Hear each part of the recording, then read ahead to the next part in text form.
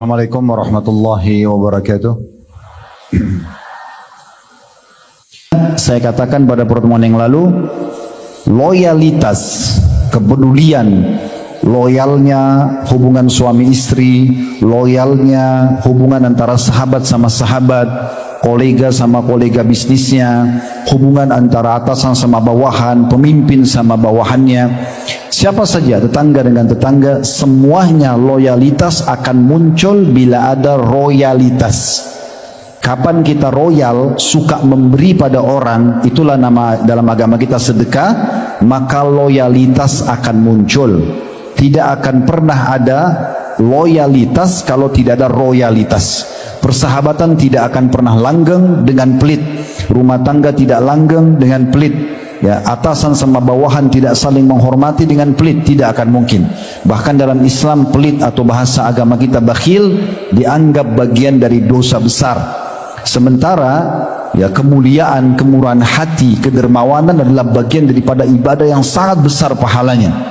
Saya ingatkan kembali teman-teman, resep kebahagiaan, resep kesuksesan, resep untuk kaya raya itu adalah sedekah, suka memberi, semampu kita.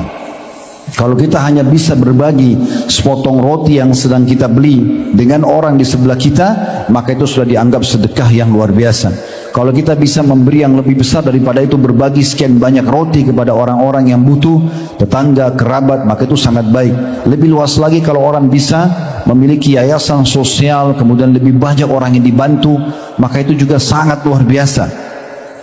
Dalam kehidupan seorang muslim tidak bisa kita pisahkan kehidupan kita, ya misalnya ekonomi, politik dengan sosial, nggak bisa.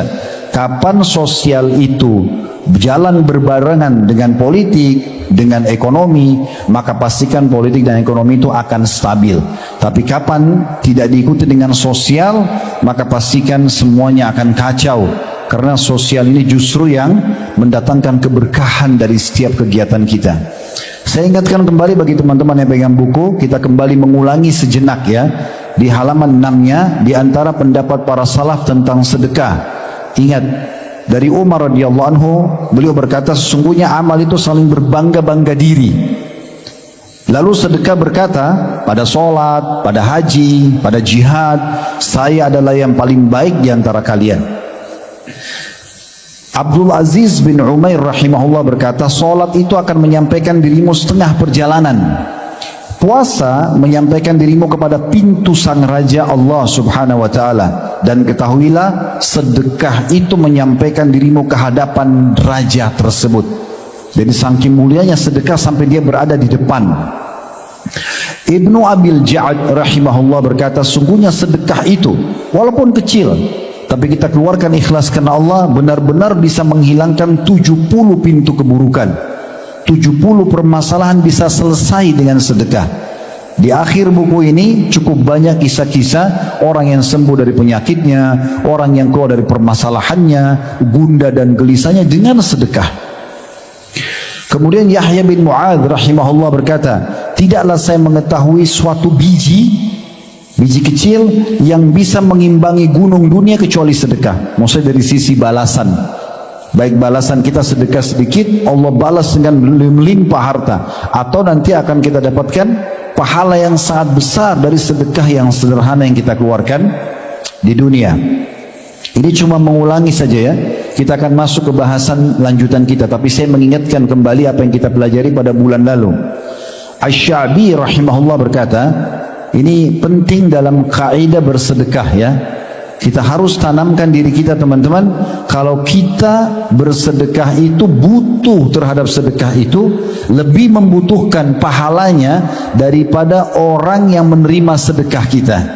Persepsi kita selama ini, kalau misalnya ada bapak ibu yang punya persepsi ini ya, kalau ada orang minta, oh berarti dia butuh sama saya, sehingga kita dengan enaknya menolak dia, kita dengan enaknya menghina, melemparkan uang ke arah dia, dengan enaknya kita memandang dia, dengan mencibir dia misalnya seakan-akan dia orang susah. Ini persepsi yang salah. Kita harus mengubah persepsi kita. Ini sudah saya ulang-ulangi pada pertemuan yang lalu. Kalau mulai sekarang kita harus tanamkan, kalau ada orang minta depan mata kita, sebenarnya yang lebih butuh adalah kita daripada dia. Karena kita lebih butuh dengan pahala sedekah yang akan kita dapatkan dan rezeki yang akan Allah balas daripada orang miskin itu. Rasionalnya begini, kalau Bapak Ibu punya 100.000 rupiah, kita sedekahkan kepada orang yang butuh misalnya, atau orang yang minta. Secara angka 100.000 uang kita berkurang. Misalnya kita punya 1 juta jadi sisa 900.000 rupiah. Secara angka orang yang menerima uang itu dia menerima 100.000-nya. Tapi ada teori agama yang berbeda menilainya. Orang itu menerima 100.000 dipakai untuk keperluan dia. Dia beli makan, dia beli baju, dia bayar utangnya, selesai. Tapi secara teori agama, kita yang mengeluarkan 100.000 akan tetap punya nilai 100.000 itu yang akan ditimbang di hari kiamat nanti. Dan tidak Allah balas 100.000 rupiah dengan 100.000 nanti angkanya. Tapi minimal 10 kali lipat sampai kelipatan-kelipatan yang banyak. Oleh karena itu harus kita tanamkan dalam diri kita. Kita yang lebih butuh untuk bersedekah daripada orang yang sedang minta kepada kita. Perhatikan Asy-Syu'bi, seorang ulama tabi'in dulu berkata, barang siapa yang tidak memperlihatkan bahwa dirinya lebih butuh kepada ganjaran sedekah itu, dia kejar pahala, daripada orang fakir yang butuh kepada sedekah, maka dia telah membatalkan sedekahnya dengan memukul wajahnya sendiri dengannya. Kalau ada orang menganggap dia lebih butuh, orang miskin itu lebih butuh daripada diri dia, sehingga dia mencibirnya, dia menganggap remeh. Kaca mobil mungkin cuma dibuka kecil, lalu keluarkan uang cuma 500 rupiah misalnya, karena dianggap orang itu butuh. Ini persepsi yang salah, berarti dia sedang menghancurkan pahala sedekahnya. Karena Islam memerintahkan kita justru merasa lebih butuh dengan orang tersebut. Orang yang faham apa yang kami sampaikan tadi dan yang dijelaskan oleh Syu'bi rahimahullah, mereka justru yang keluar untuk mencari siapa yang butuh bantuan. Dalam bab sedekah, kalau ada orang minta lalu kita kasih, itu belum dianggap dermawan. Tapi orang memberi iya, karena orang minta kita kasih, mungkin karena kesian misalnya. Kalau mau dapat gelar dermawan, orang yang dimuliakan dalam agama Islam, memang dia keluar dan dia merasa dirinya butuh pada orang yang menerima sedekahnya, maka dia keluar mencari dan dia yang memberi. Sebelum orang itu minta, dia sengaja mencari janda-janda yang tidak mampu, dia sengaja mencari orang-orang miskin yang butuh, dia sengaja mencari orang yang terlilit utang, dia yang cari. Karena dia rasa dia butuh untuk meraih pahala dari sedekahnya itu. Perhatikan Al-Laits selanjutnya, Ibn Sa'ad rahimahullah di halaman 7 ya. Ini seorang ulama tabi'in juga dulu yang masyhur. Beliau berkata, barang siapa yang telah mengambil dariku satu sedekah, ini prinsip dasar Islam. Siapa yang menerima dari aku sepotong roti, sepiring nasi, misalnya seteguk air atau segelas air atau uang, barang siapa yang mengambil dariku satu sedekah atau hadiah, maka hak dirinya atas diriku adalah lebih besar daripada hak diriku atas dirinya, karena dia telah menerima apa yang telah aku korbankan kepada Allah. Jadi penanaman persepsi para ulama dulu itu beda dengan kita, teman-teman. Para ulama berpersepsi apa? Kalau ada orang yang menerima pemberian dia, dan langsung dia anggap orang ini lebih berhak saya hormati, orang ini lebih berhak saya senyum padanya, orang ini lebih berhak untuk saya junjung karena dia telah menerima sedekah saya. Bukan dibalik ya, seakan-akan orang itu lebih butuh. Ini persepsi harus kita perbaikin.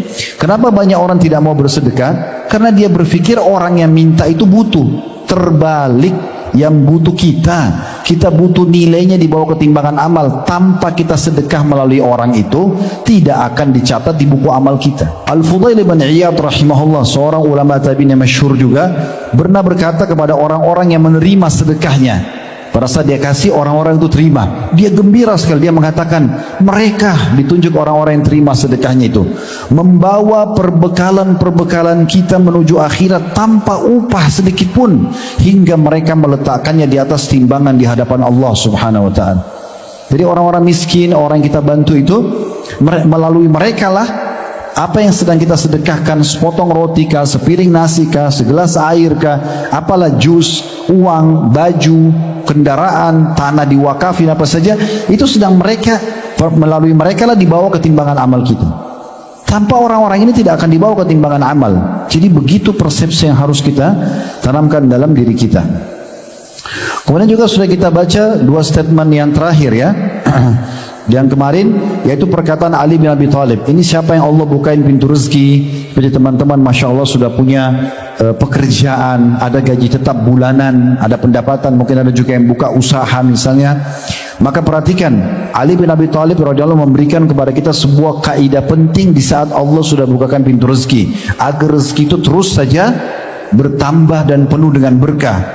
Perhatikan di halaman 7 kata Ali radhiyallahu anhu, barang siapa yang telah diberikan suatu harta oleh Allah, walaupun sedikit di mata dia, pekerjaan, dapat gaji, maka hendaklah dengan harta itu jangan lupa menyambung kekerabatan dengannya. Ingat orang tua kita di kampung, ingat saudara kita, ingat saudari kita yang punya hubungan kekerabatan, lanjut hubungan sama mereka. Kirim walaupun sedikit. Minimal teman-teman, masa kita yang masih punya orang tua tidak bisa beliin orang tua kita sampo sama sabun? Saya dulu waktu orang tua saya masih hidup di Makassar, rahimahullah sudah meninggal pada saat pandemi kemarin, meninggal karena COVID. Tapi saya kadang-kadang saya tahu orang tua saya Masya Allah orang mampu. Allah bukain pintu rezeki yang sangat luas di Makassar. Tapi saya bilang sama ayah saya sendiri, saya panggil abah, tolong berikan saya kesempatan untuk bisa meraih bakti. Salah satunya kebutuhan dasar saja. Apa yang dipakai setiap bulan lah, setiap di rumah sampo, sabun, odol, sikat gigi, apa yang dipakai mereknya. Beliau WA ke saya, ini yang saya pakai, lalu saya belikan. Saya bukan hanya sekedar beli dari Makassar sementara saya dari Jakarta. Saya sengaja masuk ke supermarket di Jakarta, saya belikan merek yang beliau suka, saya paketkan kirim ke Makassar. Padahal sebenarnya bisa saya minta tolong orang di Makassar untuk beliin. Di sana juga ada kerabat saya, ada saudara-saudara saya. Tapi saya coba cari poin ini, gitu kan. Dan Masya Allah beliau sangat senang. Saya pun dapat pahala baktinya. Kenapa kita tidak silaturahim dengan ini? Ya, hal yang mendasar. Toh kita juga beli sampo, misalnya sabun misalnya. Kenapa kita nggak belikan untuk orang tua kita? Ini salah satunya. Atau saudara kita, siapapun yang punya hubungan kekerabatan, namanya silaturahim. Kata Nabi SAW dalam hadis yang lain, siapa yang ingin diluaskan rezekinya, dipanjangkan umurnya, maka dia harusnya melanjutkan silaturahim. Ini yang pertama. Yang kedua, memperindah jamuan buat tamunya. Jadi kalau ada tamu di rumah datang, dengan Allah kasih kita rezeki, berbagi. Kalau dulu kita cuma bisa kasih air putih sama mungkin sepotong kue, sekarang sudah lebih bagus kerjaan, kasih lebih enak jamuan buat tamu. Kata Nabi SAW, siapa yang mau beriman dengan Allah, pada Allah dan hari akhir, maka dia harus memuliakan tamunya. Yang ketiga, menolong seseorang yang membutuhkan, beri kepada orang yang minta bantuan. Yang keempat, membebaskan tawanan. Ini kalau misalnya ada tawanan muslimin, ya. Kemudian yang kelima, Ibnu Sabil, itu orang terputus jalan. Kayak orang datang dari Surabaya ke Jakarta, misal di terminal dirampok, dia sekarang mau pulang Surabaya nggak ada duitnya, beli tiket pun nggak ada, maka kita bantu misalnya. Ya. Selanjutnya orang-orang fakir miskin. Selanjutnya para mujahidin, kayak teman-teman kita sekarang di Palestina, kalau ada lembaga-lembaga resmi membuka donasi, sumbang saja, doa dan harta yang kita mampu, gitu kan. Kemudian selanjutnya, dan ini penting ya, selanjutnya, dan dia bersabar atas musibah menimpa hartanya. Jadi makin tambah harta kita, tabungan kita, akan ada ujiannya. Ada orang utang nggak bayar, kita lagi butuh nabung, misalnya mau nabung tapi ada orang minta bantuan, itu ujiannya. Justru di saat itu kita harus lolos dengan memberi, ya. Karena kata Ali radhiyallahu anhu, dengan perkara-perkara itu dia akan memperoleh kemuliaan dunia dan juga akhirat. Ini kaidah dasar yang harus difahami. Yang terakhir, Abu Hatim berkata rahimahullah, bakhil itu, pelit dan perhitungan, adalah sebuah pohon di neraka, sedang ranting-rantingnya ada di dunia. Maka barang siapa yang bergelantungan pada salah satu dari ranting-rantingnya itu, niscaya ia akan menjerumuskannya ke dalam neraka. Sebagaimana kedermawanan suka memberi, ya, royal di jalan Allah adalah sebuah pohon di surga, di mana ranting-rantingnya berada di dunia. Maka barang siapa yang bergelantungan pada salah satu ranting-rantingnya, niscaya ia akan membawanya ke surga, dan surga adalah tempat orang-orang dermawan. Tempat orang-orang dermawan. Orang kalau dermawan teman-teman, itu disukai oleh Allah, dapat pahala besar, dibukain pintu rezeki, dan disukai oleh manusia. biar paras wajahnya biasa, postur tubuhnya biasa, tapi suka berbagi, pasti disukai oleh orang. Biar tampannya sedunia, orang semua akui tampanan dan cantiknya, tapi kalau pelit maka dianggap remeh. Dan Nabi SAW menganggap pelit itu adalah penyakit jiwa. Pernah di masa Nabi SAW ada satu suku dari salah satu suku Arab di Madinah meninggal pimpinannya. Lalu dipilihlah satu pimpinan suku yang baru. Orangnya tampan, gagah, wangi, jaga wibawahnya. Kemudian Nabi SAW tanya orang-orang sukunya pada saat mereka lagi sholat bersama Nabi SAW di masjid di Madinah. Siapa pimpinan kalian sekarang? Mereka bilang Fulan bin Fulan. Kata Nabi SAW, bagaimana dia? Kata anggota sukunya, orangnya tampan, orangnya berwibawa, orangnya ya punya segala macam kelebihan dunia lah, punya harta segala macam. Hanya saja dia bakhil, pimpin tapi pelit, nggak pernah kasih, nggak pernah berbagi, gitu kan? Maka kata Nabi SAW, penyakit jiwa apa yang lebih berat daripada bakhil itu? Jadi kalau mau dicintai Allah, mau luas rezekinya, mau bahagia hidupnya, mau punya solusi dari permasalahan yang sedang dihadapi dan dicintai oleh manusia royal, itulah sedekah. Suka berbagi. Kalau perlu jangan lewat satu hari kecuali kita sudah ada pintu sedekah yang kita buka. Ingat sabda Nabi SAW, kalau tiba pagi hari maka Allah turunkan dua malaikat. Yang satu mengatakan lapangkan rezeki orang yang bersedekah ya Allah, dan yang satu mengatakan binasakan orang yang bakhil. Nah, ini saya reviewkan kembali apa yang kita bahas pada bulan lalu, karena ini pondasi dasar dalam masalah sedekah. Ingat, sekali lagi saya ingatkan diri saya dan Bapak Ibu sekalian, harus kita tanamkan pada diri kita, kita lebih butuh dengan sedekah itu daripada orang yang kita beri. Sehingga kita selalu mengejar mereka dan mencari dan membagi atau berbagi pada mereka. Abdullah bin Umar dan Abdullah bin Abbas radhiyallahu anhum ajma'in, dua orang sahabat yang mulia ini, setiap hari depan rumahnya ada orang miskin yang datang minta-minta. Beliau selalu kasih. Satu hari pernah mereka tidak datang orang miskin itu. Mereka keluar dan cari di mana orang-orang miskin itu. Bukannya kayak sebagian kita malah kalau orang tidak yang minta-minta tidak datang, alhamdulillah dia tidak datang. Enggak, tapi mereka keluar cari, mana ini kantong sedekah saya ini. Begitu. Baik, kita akan masuk sekarang di halaman 9. Ini materi kita pada siang ini, semoga Allah berkahi. Kita akan masuk pahala sedekah dan buahnya. Apa yang kita dapatkan kalau kita sedekah? Penulis berkata, sedekah memiliki keutamaan yang besar dan pahala yang melimpah di dunia dikasih balasan, dan di akhirat atau maupun di akhirat. Hal ini akan diperoleh oleh seseorang yang diberi bimbingan oleh Allah Subhanahu wa taala, maksudnya dia punya ilmunya kayak kita sedang belajar sekarang, dan dikehendaki kebaikan padanya. Dan di antara pengaruh dari sedekah dan besarnya keutamanya adalah sebagai berikut. Mulai dari disusun poin demi poin. Yang pertama, sedekah itu sendiri adalah pensucian dan pembersihan. Dari dua sisi, pensucian dan pembersihan diri kita dari penyakit hati, dari dosa-dosa seperti pelit, ya, apalah penyakit-penyakit hati atau dosa-dosa yang pernah kita lakukan. Sedekah itu membersihkan itu. Yang kedua, pembersihan dari pendapatan yang haram. Allah Subhanahu wa taala berfirman dalam surah At-Taubah ayat 103 yang bunyinya, khudh min amwalihim shadaqatan tutahhiruhum wa tuzakkihim biha wa shalli alaihim inna salataka sakanun lahum wallahu sami'un alim. Ambillah zakat dari sebagian harta mereka wahai Muhammad, yang dengan zakat itu kamu membersihkan dan mensucikan mereka dari dosa-dosa mereka dan dari pendapatan yang mungkin syubhat, ya. Kalau pendapatan haram kita nggak boleh, tapi kalau pendapatan yang kita masih ragu, maka sedekah dan zakat akan mensucikan pendapatan itu. Dan berdoalah untuk mereka. Kalau ada yang sedekah, doakan semoga Allah balas anda dengan kebaikan. Sesungguhnya doamu itu menjadi ketentraman jiwa bagi mereka, dan Allah maha mendengar juga maha mengetahui. Kalimat tutahhiruhum dalam ayat engkau membersihkan mereka, maksudnya membersihkan dari dosa-dosa mereka dan dari kikirnya jiwa. Jadi bersih dari dosa dan penyakit-penyakit hati.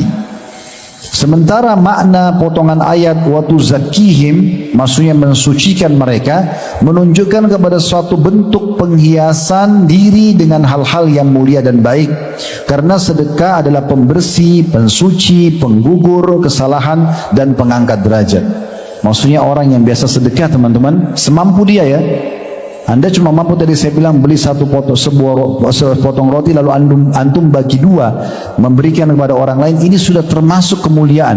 Itu akan membuat hati kita lebih lunak. Kita tidak sombong, kita merasa juga sebagaimana kita diberi, kita akan memberi. Satu waktu juga akan ada unsur yang sama. Kalau kita biasa berbuat baik pada orang, Allah akan datangkan perbuatan yang baik yang sama kepada kita. Hari ini kita berikan orang, besok kita diberi. Hari ini kita jenguk orang sakit, besok kita sakit akan dijenguk. Kata Nabi SAW, kalau kalian berbakti pada orang tua kalian, Allah akan berikan kalian anak-anak yang berbakti pada kalian. Jadi ada unsur yang sama. Kalau hari ini kita pelit, satu waktu kita butuh pun Allah akan datangkan orang yang sama dengan kita. Kita minta bantuan nggak dikasih. Seperti itu pemahamannya. Jadi di poin pertama, ya, faedah daripada sedekah itu adalah pensucian, membersihkan dosa-dosa kita. Lalu kenapa kita tidak sedekah? Kalau dosa-dosa kita bisa dimaafkan dengan itu, ya. Belum lagi tadi juga kita menjadi mulia, ya, menjadi mulia jauh dari kita sifat-sifat penyakit hati dengan sedekah tadi. Ini yang pertama yang Bapak Ibu bisa dapatkan buah dari sedekah itu. Yang kedua, sedekah adalah bentuk ketundukan kepada perintah Allah dan Rasulnya, maksudnya ibadah, ya. Bapak Ibu akan dapat pahala dari sedekah itu.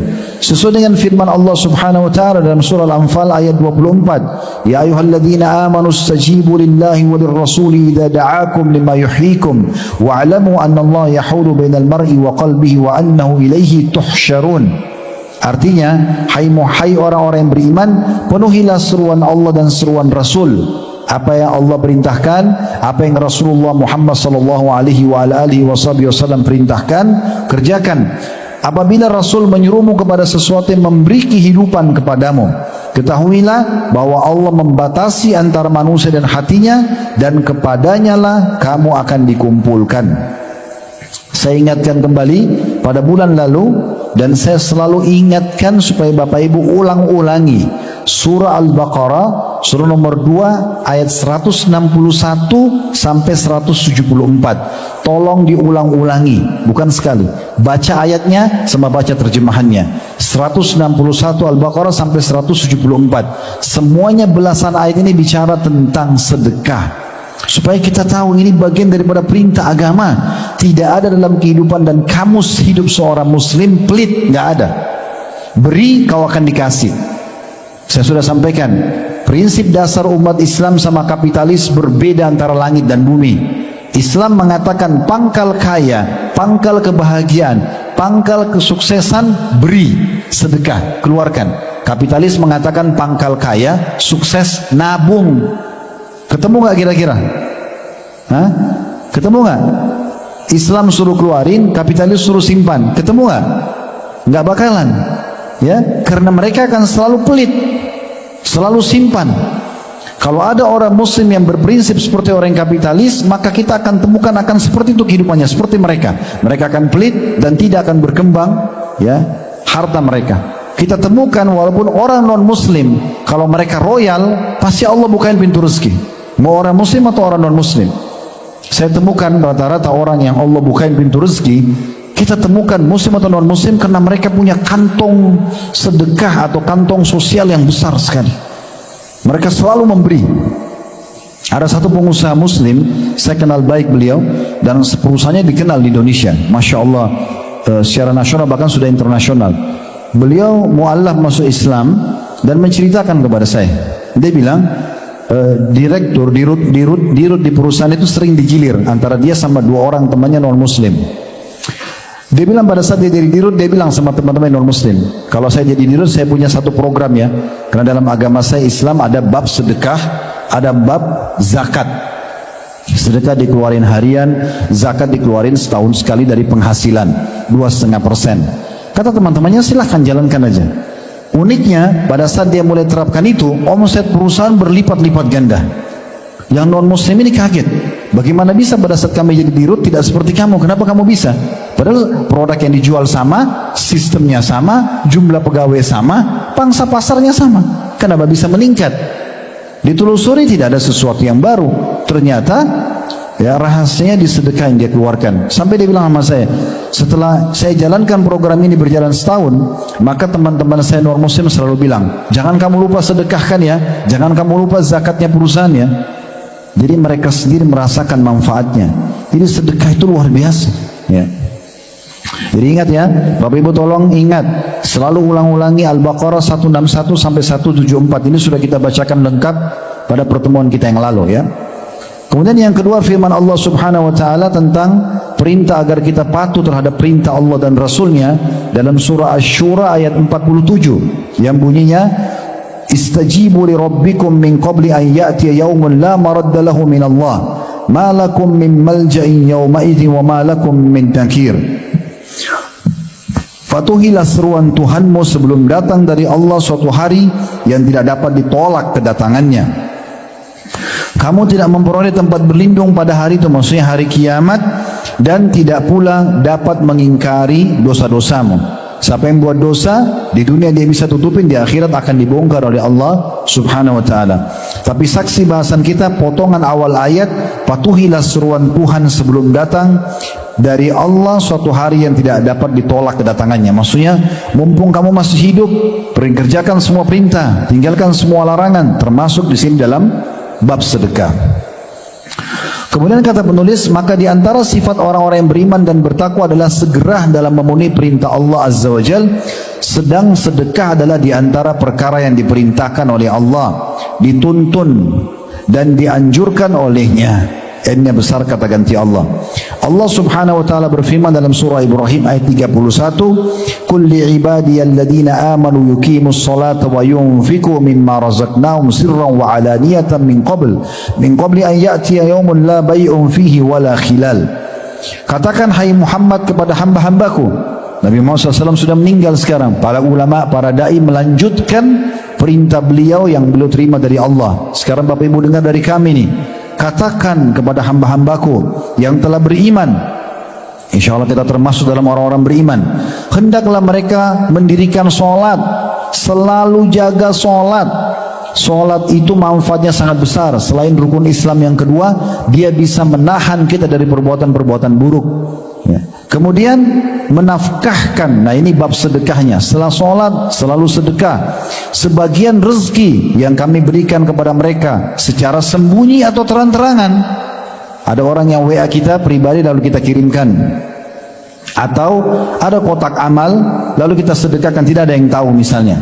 Atau terang-terangan, tiba-tiba ada yang datang di ruangan pengajian seperti ini menjelaskan, Bapak Ibu ada masjid mau dibangun di sana, ada pesantren yang mau dibangun di sana, ada tanah yang mau diwakafin, ada saudara kita ini yang sedang tertimpa musibah sama-sama pegawai misalnya, kita mau buka donasi. Maka di saat itu segera kita memberi ya, dan tidak usah khawatir dengan riya. Pada saat misalnya saya katakan, Bapak Ibu sekalian yang mau donasi silakan, ini kami letakkan kotak amal di atas panggung, lalu orang pada datang memberi, itu boleh ya. Nabi SAW pernah melihat ada orang-orang bangsa Arab, mereka satu suku itu miskin semua, saking miskinnya dalam riwayatnya dikatakan mereka cuma punya satu lembar kain, yang kain itu tidak ada jahitan bawah dan atasnya, seperti sarung kalau kita ya, yang diikat di leher mereka. Kalau angin kencang meniup bisa tersingkap auratnya karena miskinnya. Maka yang terjadi, Nabi SAW naik di mimbar memotivasi para sahabat, ayo sedekah, ayo sedekah. Sedekah itu tidak mengurangi harta, perintah Allah, raih cintanya Allah, akan diganti oleh Allah dan seterusnya. Maka pada saat mendengar motivasi ini, di antara jemaah di masjid ada satu yang tiba-tiba berdiri. Dia berdiri, dia termotivasi, dia korek kantongnya, dia taruh depan Nabi, semua orang lihat, ya Rasulullah, ini untuk Allah dan Rasulnya. Karena dia termotivasi, terbakar semangatnya ingin menyumbang, jangan tunda lagi. Maka subhanallah, melihat orang ini berbuat, satu masjid berdiri menyumbang semuanya. Maka apa kata Nabi SAW sambil senyum, membahas tentang orang yang pertama memulainya itu. Kata Nabi SAW, siapa yang menunjukkan pada perbuatan kebaikan, dia yang mulai lalu orang lain ikut, maka dia akan panen pahala orang yang mengikutinya tanpa dikurangi sedikitpun dari pahala tersebut. Jadi kalau memang diiklankan depan umum, kasih aja depan umum, nggak ada masalah, nggak usah khawatir riya. Riya itu kalau tidak ada sebabnya, Bapak Ibu sibuk ceritain, bangga-bangga, itu masjid di sana kau bantu nggak? Saya bantu, nggak ada yang nanya, gitu kan? Iya kan? Itu sana ibu itu atau staf itu atau teman itu sudah kamu bantu belum? Saya bantu loh. Tidak ada yang nanya untuk apa. Nah itu ciri-ciri orang riya. Ya. Tapi kalau kita tidak ada hubungannya dengan orang tanya, memang peluangnya di saat itu silahkan, tidak ada masalah. Itu poinnya. Jadi di sini ulangi, Allah SWT berfirman, katakan kepada hamba-hambaku yang telah beriman, hendaklah mereka selalu mendirikan solat, jangan tinggalkan solat 5 waktu, solat. Apapun kesalahan kita, sambil kita proses meninggalkan taubat, solat akan membuat kita nanti merasa bersalah dan kita tinggalkan itu. Inna salata tanha 'anil fahsya'i wal munkar. Salat akan menalang perbuatan keji dan mungkar, dan menafkahkan. Habis salat selalu memberi sebagian rezeki yang kami berikan kepada mereka secara sembunyi ataupun terang-terangan. Sebelum datang hari kiamat, meninggal, dibangkitkan, yang pada hari itu tidak ada lagi jual beli dan persahabatan. Di saat itu tidak lagi laku rupiah, dolar, real. Kita mau sedekah sudah nggak ada juga. Udah nggak berlaku, sudah terjadi akhir kiamat. Sekarang masih ada nilainya, sedekahin. Kemudian juga perintah Allah SWT dalam surah Al-Baqarah ayat 254 yang bunyinya, ya ayyuhalladzina amanu anfiqu mimma razaqnakum min qabli an ya'ta yawmun la bay'un fihi wala khullatun wala syafa'ah wal kafiruna humudz zalimun. Hai orang-orang beriman, belanjahkan, sedekahkan, keluarkan di jalan Allah sebagian dari rezeki yang telah kami berikan kepadamu sebelum datang hari yang pada hari itu tidak ada lagi jual beli dan tidak ada lagi syafaat, tidak ada lagi pertolongan, dan orang-orang kafir itulah orang-orang yang zalim. Maksudnya segera bersedekah mumpung ada kesempatan, jangan disia-siakan, keluarkan. Kemudian juga Allah berfirman dalam surah Al-Munafiqun ayat 10, wa anfiqu mimma razaqnakum min qabli an ya'ti ahadakumul maut fayaqula rabbi laula akhartani ila ajalin qaribin fa asaddaqa wa akum minas salihin. Dan belanjakanlah sebagian dari apa yang telah kami berikan kepadamu sebelum datang kematian kepada salah seorang di antara kamu. Segera sedekahkan sebelum nanti kamu tertidur di ranjang kematian.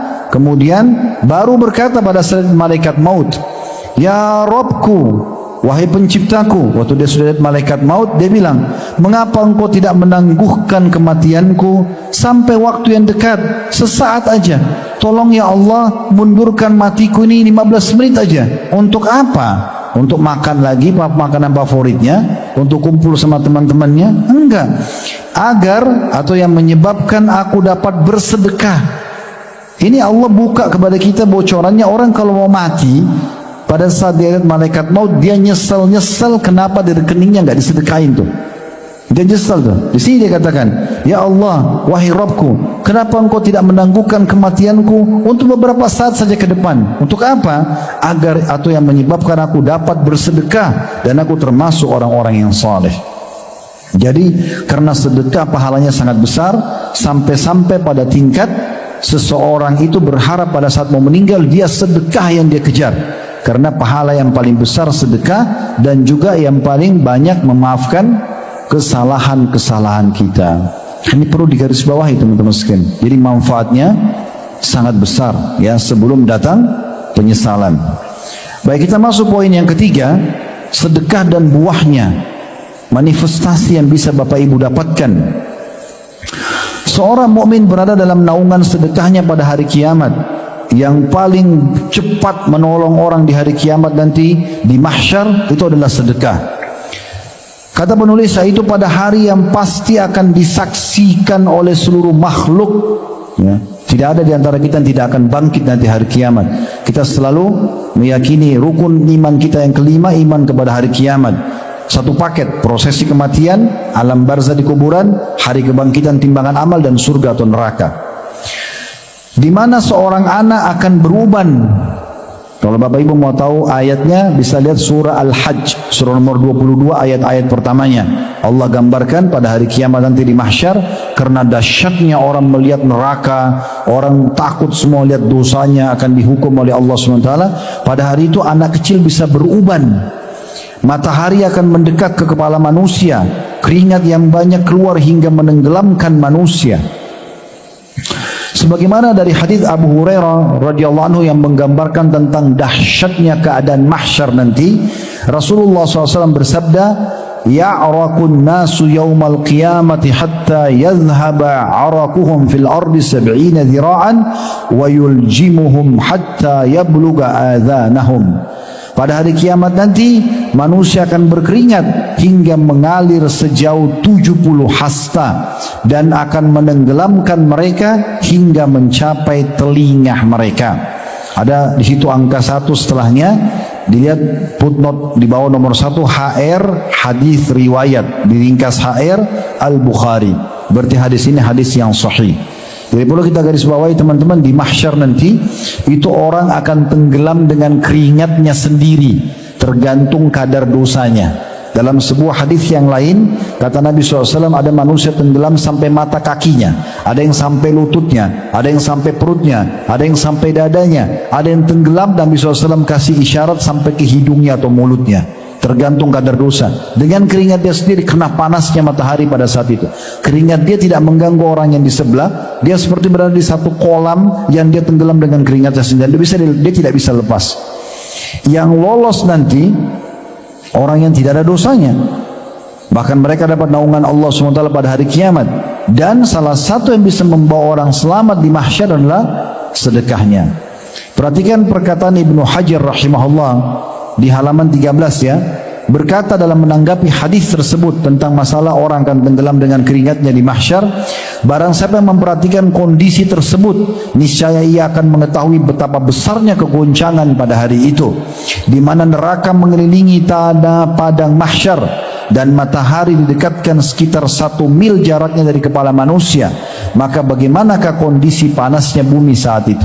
Sekarang aja ini lagi peceklik kita di Indonesia 30 derajat, 33, mungkin 35, kita sudah merasa luar biasa panasnya. Kita sudah melihat banyak sekali bendungan yang kering, dan kita sudah lihat banyak tanah-tanah yang gersang. Kami kemarin tablik akbar di Sidoarjo, lihat tanah banyak sekali yang kering, bukan karena Sidoarjonya, tapi karena cuaca memang lagi panas. Kemarin kami ke Makassar, sebagian distrik dipadamkan karena bendungan ya tidak bisa ya, tidak ada airnya, ini kering, dan banyak wilayah-wilayah yang lain. Ini baru begini saya sudah luar biasa, padahal matahari jaraknya jutaan mil dari bumi sekarang. Nanti di mahsyar matahari itu jaraknya cuma 1 mil. Kata Nabi SAW, jaraknya hanya 1 mil dari manusia. Dan perawi hadis, sahabat yang menukilin mengatakan, saya tidak tahu 1 mil itu maksudnya jarak kilometer perjalanan kayak 1,5 kilometer misalnya kalau 1 mil, atau 1 mil yang dimaksud dalam bahasa Arab adalah orang-orang Arab, terutama kaum wanita, kalau mereka mau pakai celak di matanya, kan biasanya ada kayunya ya, atau wadah yang kita pakai untuk digores di mata. Nah kalau sudah dekat dengan mata, sudah mau digores di antara di bulu matanya, maka ini namanya jarak 1 mil. Jadi dia mengatakan, kami tidak tahu ini maksud 1 mil itu jarak kilometer atau jarak seperti bahasa orang Arab, karena ini bahasa Arab turunnya Al-Quran, ada hadis Nabi SAW, apakah seperti itu jaraknya karena panasnya? Maka seperti itulah. Kata Ibnu Hajar, saya ulangi, dalam menanggapi hadis tentang orang tenggelam dengan keringatnya di mahsyar nanti, barang siapa memperhatikan kondisi tersebut, niscaya akan mengetahui betapa besarnya kegoncangan pada hari itu, di mana neraka mengelilingi tanah padang mahsyar dan matahari didekatkan sekitar 1 mil jaraknya dari kepala manusia. Maka bagaimanakah kondisi panasnya bumi saat itu, dan keringat apa yang mengalir pada padang Sahara hingga mencapai 70 hasta. Padahal setiap manusia tidaklah mendapatkan tempat kecuali sebatas tanah untuk memijakkan kedua kakinya. Maka bagaimanakah kondisi manusia saat itu dengan keringat dan peluh mereka, padahal mereka berbeda-beda kadar peluhnya. Sesungguhnya hal ini adalah suatu perkara yang membuat akal terkesima dan menunjukkan akan besarnya kekuasaan, maksudnya kekuasaan Allah Subhanahu wa ta'ala. Pada saat itu manusia sangat membutuhkan naungan yang dapat menaungi dirinya, hingga hadirlah sedekah lalu menaungi pelakunya. Dari riwayat Uqbah bin Amir radhiyallahu anhu, dia berkata, saya telah mendengarkan Rasulullah sallallahu alaihi wasallam bersabda, kullu imri'in fi dhilli sadaqati hatta yusala bainan nas, aw qala hatta yuhkama bainan nas. Setiap orang berada di bawah naungan sedekahnya hingga manusia diadili oleh pengadilan Allah. Jadi nanti di mahsyar kita akan nunggu masing-masing kapan diadili oleh Allah subhanahu wa ta'ala. Dan beliau bersabda, hingga keputusan di antara manusia ditetapkan oleh pengadilan Allah. Ada putnot nomor 1 hadis di bawah HR hadis riwayat Ibnu Khuzaimah. Dari Abul Khair ini seorang perawi hadis, salah seorang perawi hadis. Pada saat dia mendengarkan hadis ini, dia mengatakan tidaklah suatu hari dilewatinya melainkan dia bersedekah dengan sesuatu walaupun hanya dengan sepotong kue atau sebutir bawang. Jadi seorang perawi hadis bernama Abul Khair, pada saat dia baca hadis tadi ini, yang kata Nabi SAW, nanti pada hari kiamat di mahsyar orang-orang akan berada di bawah naungan sedekahnya masing-masing. Maka dengan dengar ini dia tidak pernah lewatkan satu hari pun kecuali dia harus bersedekah walaupun hanya dengan sepotong kue atau sebutir bawang. Ya, dia pernah mengantongi bawang di kantongnya sampai orang-orang mengatakan nanti baju anda bau. Dia mengatakan saya tidak peduli, yang penting saya bisa bersedekah. Yang penting saya bisa bersedekah. Ya.